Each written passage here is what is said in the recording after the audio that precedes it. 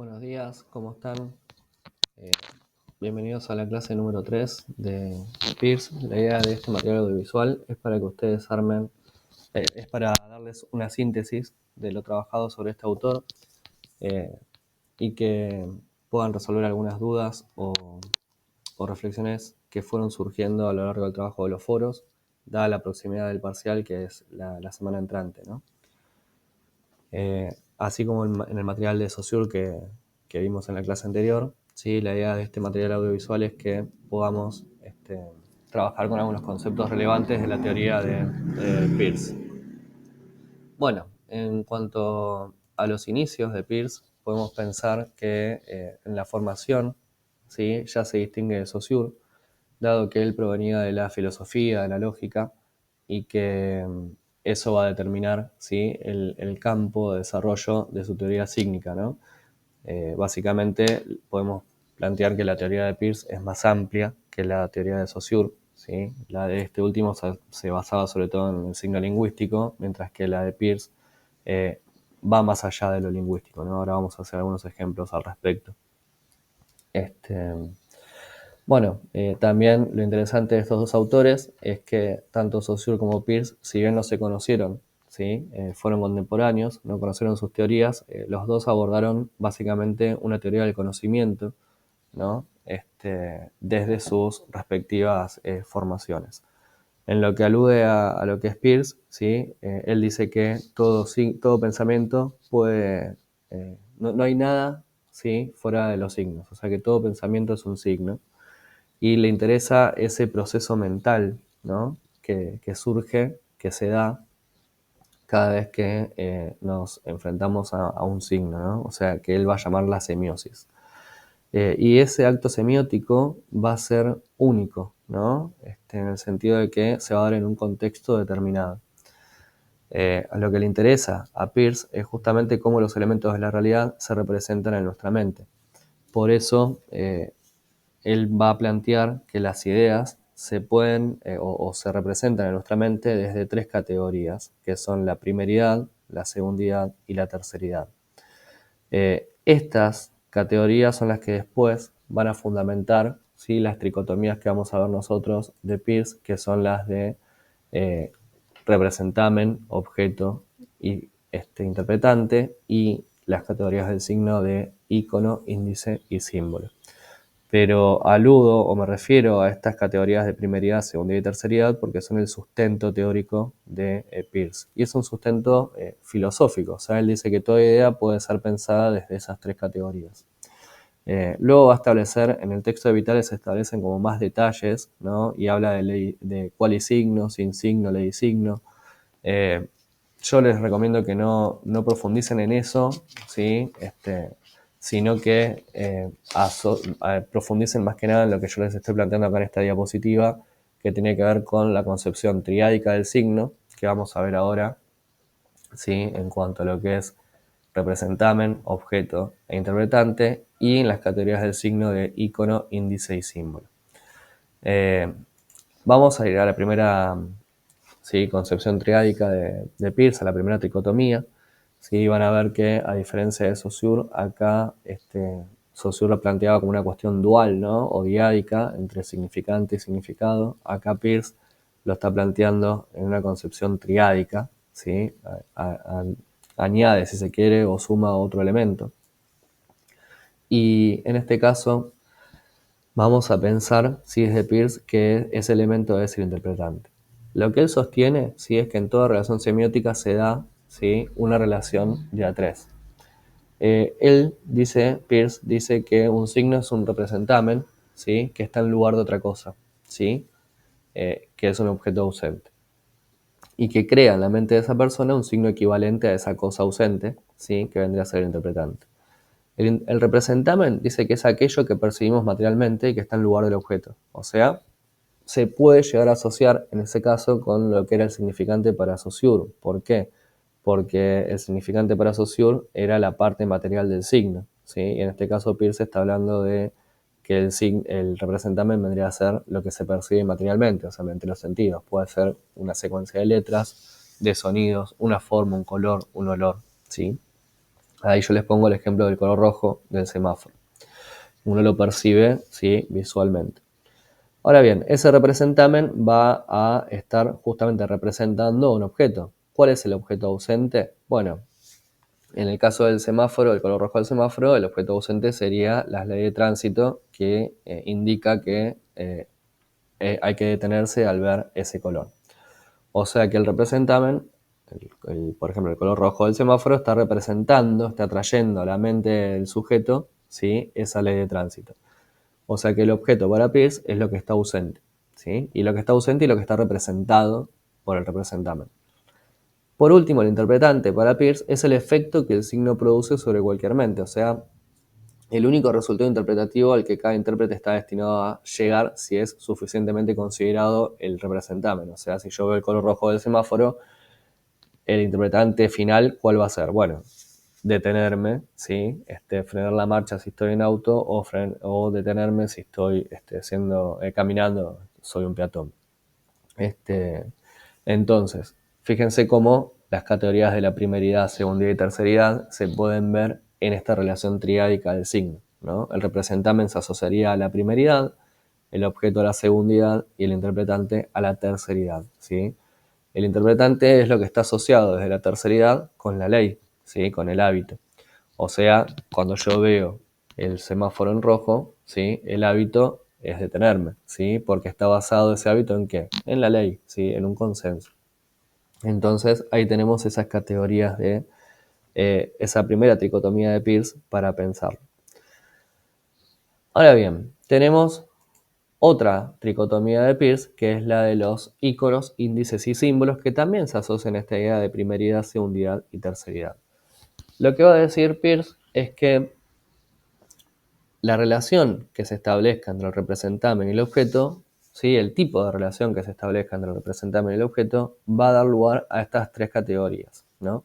Entonces lo que dice es que si el representamen está relacionándose con el objeto de manera análoga, semejante, ¿sí?, hay un parecido entre el representamen y el objeto ausente, la relación va a derivar en un signo que va a ser categorizado como ícono, ¿sí? El ícono es cuando hay una analogía, una semejanza entre el representamen, ¿sí?, y el objeto ausente.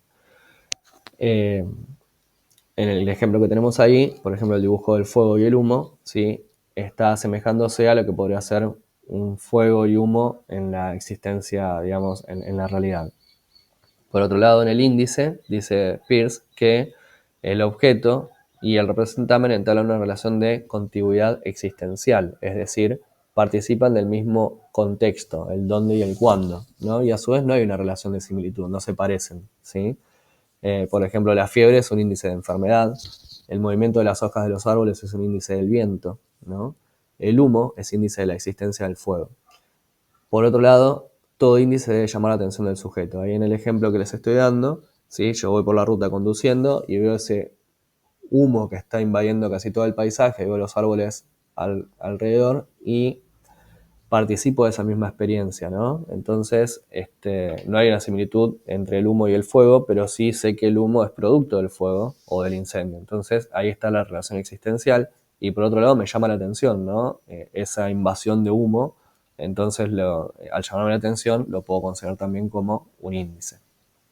Por último, Peirce va a decir que hay relaciones que se establecen de manera convencional o consensuada, ¿sí?, que van a ser la de los símbolos. O sea, la palabra, por ejemplo, fuego, humo, es un símbolo, ¿sí? La palabra en sí es un símbolo para Peirce, porque establece una relación convencional con el objeto ausente. O sea, podríamos haber puesto otro tipo de palabra, se podría haber convenido otro tipo de palabra para asociarlo al objeto que es el fuego, por ejemplo, o el humo, pero usamos esa, ¿no? Entonces, al usar esa, está basado en un consenso, en una convención, ¿sí?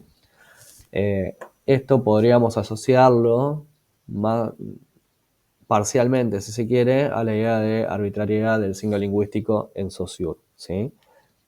Bien, entonces, para repasar las dos tricotomías de Peirce, tenemos la tricotomía, ¿sí?, del signo triádico, que sería representamen, objeto, interpretante, y luego, dentro de lo que son los objetos, podemos clasificar el signo como icono, índice o símbolo, ¿sí? Eso es básicamente lo que vamos a destacar de la teoría de Peirce, ¿sí? Que es mucho más amplia, pero bueno, para los objetivos de esta materia no nos alcanza con destacar estos conceptos. Vamos a pensarlo desde otros ejemplos, ¿sí? que bien podrían aclararnos algunas cuestiones teóricas, desde ejemplos cotidianos, digo, ¿no?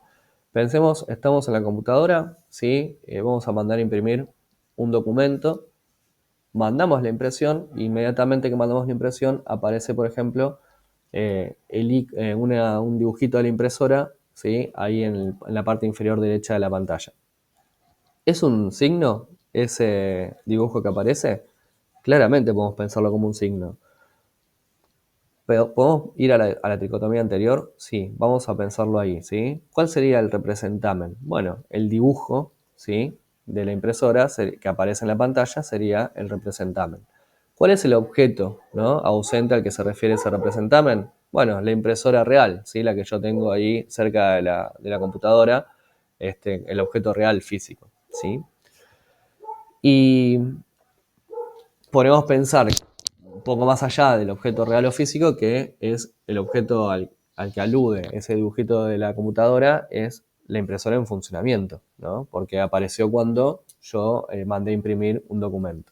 ¿Y cuál es el interpretante? Bueno, el interpretante, esa idea más elaborada que aparece en mi mente cuando veo el dibujo de la impresora en la pantalla inferior derecha de la computadora, es justamente que la impresora está imprimiendo el documento y que tengo que levantarme para ir a buscar las hojas, ¿sí? O sea, ese sería como la conducta, el hábito que establece ese dibujo de la computadora de la impresora en la computadora, en la pantalla. Eso para pensarlo desde esta primera tricotomía, ¿no? Desde el signo, el objeto y el interpretante. Ahora bien, ¿qué tipo, ¿no? de signo tenemos ahí en el dibujo de la impresora? Bueno, cuando vemos el dibujo de la impresora, ¿sí? El dibujo se asemeja al objeto físico, ¿sí? Entonces podremos pensar que ese dibujo de la impresora es un icono, porque establece una relación de semejanza con el objeto físico, ¿sí? Con el aparato que es la impresora. Podemos pensarlo así y estaría muy bien, ¿sí? Clasificarlo como icono. Ahora bien, hay algunos signos que pueden ser varios, ¿sí? tipos de signos a la vez. O sea, pueden ser un icono y pueden ser también un índice. En el caso del dibujo de la impresora, podríamos pensarlo como un índice. ¿Por qué? Porque cuando yo mando el documento a imprimir, me aparece el cartelito y me llama la atención, ¿no? Entonces, en ese sentido, ¿sí? podemos pensar que ese llamarme la atención lo convierte ese signo en un índice. Y por otro lado, o sea, que aparezca ese cartelito es producto de que yo haya apretado el botón de imprimir, ¿no? Entonces participa de la misma experiencia existencial en la que yo estoy, ¿no? En ese dónde y cuándo que sucede la impresión. Entonces podemos pensar ese dibujo de la impresora tanto como un icono como también un índice, ¿sí?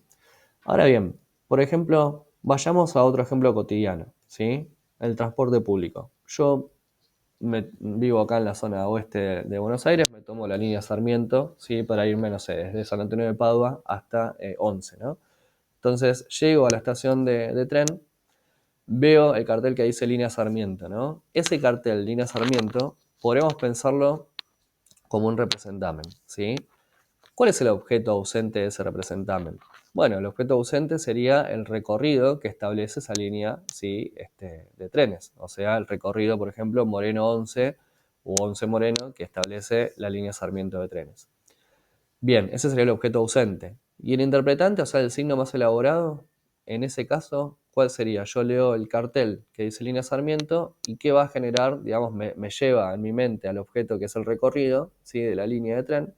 ¿Y qué va a generar más elaborado en mi mente? Bueno, la idea de que yo, si me tengo que ir hasta alguna localidad cercana que me lleve a ese recorrido, voy a tomar justamente ese tren, ¿sí? Entonces el interpretante sería, una vez que veo ese representamen, subirme, o sea, entrar a la estación y tomarme el tren en el sentido que corresponde. Podemos pensar Representame en tanto icono, índice o símbolo, sí. ¿Sí? Podemos pensar que no hay una relación de semejanza entre el cartel línea Sarmiento, ¿sí? Y el recorrido, sino que hay una relación de convención, o sea, es un símbolo, ¿sí? Que se estableció que ese nombre, línea Sarmiento, tenga que ver con ese recorrido en particular, ¿sí? Si voy a otra línea, va a ser la línea Mitre o la línea Belgrano, ¿sí? O la línea Roca, por ejemplo. O sea, hay una convención que establece que se usan nombres de próceres históricos o de personajes históricos, ¿sí? De nuestra historia nacional para las líneas de trenes. O sea que podemos pensar que el cartel línea Sarmiento es un símbolo, ¿sí? No hay un icono porque no hay una razón de semejanza. Y en cuanto a lo indicial, podríamos pensar que el cartel me llama la atención, seguramente va a estar con algún color llamativo, sí, va a estar en un tamaño grande, entonces podríamos pensarlo como índice en ese sentido nada más, en el sentido de que participamos de la misma experiencia. Yo estoy en esa estación, ¿sí? El cartel está ahí, somos parte de la misma idea, pero lo indicial sería mínimamente por la cuestión de que me llama la atención, pero no mucho más, ¿sí? Yo esa idea del recorrido del tren, del cartel del tren, perdón, que dice Línea Sarmiento, lo encuadraría más dentro de lo que es un símbolo, ¿sí? Y por último, para pensar en un representamen que sea solamente una sola de las categorías anteriores que vimos, pensemos en un fenómeno meteorológico, por ejemplo, el sonido de un trueno. ¿Sí? Abro paréntesis, el sonido de un trueno es un cuento excelente de Bradbury, pero no me estoy refiriendo a eso. ¿Sí?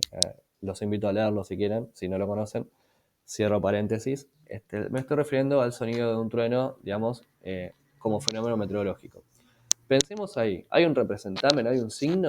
Sí, tenemos el sonido, justamente, ¿no? Ese sería el representamen, lo que yo percibo auditivamente en este caso. ¿A qué objeto está aludiendo? Bueno, justamente está aludiendo al fenómeno meteorológico, ¿sí? Que produce ese sonido. Y el interpretante, en este caso, ¿cuál sería? Bueno, el interpretante es que se aproxima una tormenta, una lluvia, y que yo me tengo que resguardar en mi casa, ¿sí? Eso pensándolo desde esta primera tricotomía. Si vamos a la cuestión de las categorías de icono, índice y símbolo, lo podemos pensar, ¿sí? Como un índice. ¿Por qué? ¿Icono es? O sea, ¿hay una semejanza entre el ruido y el fenómeno meteorológico? Claramente no, ¿sí? Hay una convención, un hábito que